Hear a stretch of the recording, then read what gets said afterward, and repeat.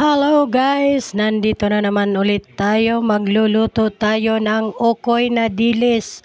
At yan na nga ay tinimplahan ko na yan. Nilagyan ko ng bawang sibuyas at paminta. At nilagyan ko rin ng harina.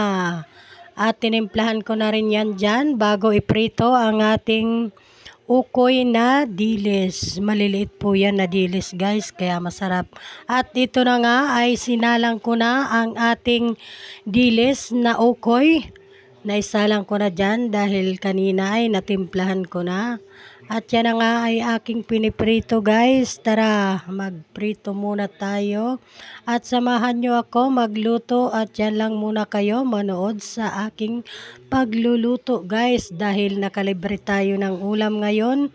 Dahil mayroon po nagpabigay dito sa street namin ng dilis. Kaya ito niluluto ko ngayon. Dahil mayroon na tayo pang ulam hanggang mamayang gabi.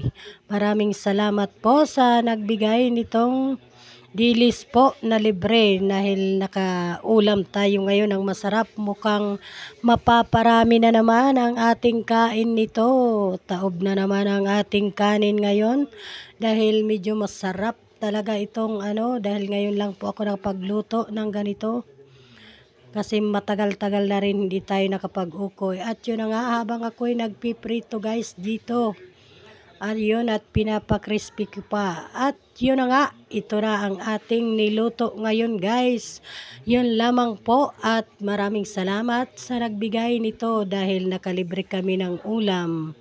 Thank you po sa nag-sponsor nito ng dilis na ulam.